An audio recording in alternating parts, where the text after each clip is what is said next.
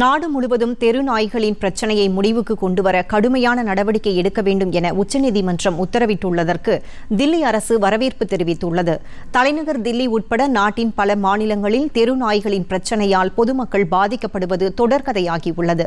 இந்நிலையில் தெரு நாய்களின் தொல்லைகளுக்கு முற்றுப்புள்ளி வைக்க கடும் நடவடிக்கை எடுக்க வலியுறுத்தி உச்சநீதிமன்றத்தில் பொதுநல வழக்கு ஒன்று தொடரப்பட்டது. இந்த வழக்கை விசாரித்த உச்சநீதிமன்றம் தலைநகர் தில்லியில் தெருக்களில் சுற்றித் திரியும் தெரு நாய்களை உடனே பிடித்து குறிப்பிட்ட ஒரு பகுதியில் அடைக்க வேண்டும் என உத்தரவிட்டுள்ளது.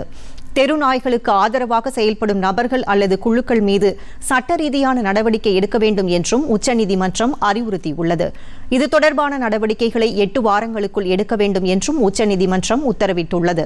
இந்நிலையில் தேசிய தலைநகரில் இந்த பிரச்சினை தற்போது ஒரு முக்கியமான கட்டத்தை எட்டியுள்ளதால் இந்த உத்தரவு மிகவும் முக்கியத்துவம் வாய்ந்தது என்று தில்லி முதலமைச்சர் ரேகா குப்தா குறிப்பிட்டார்.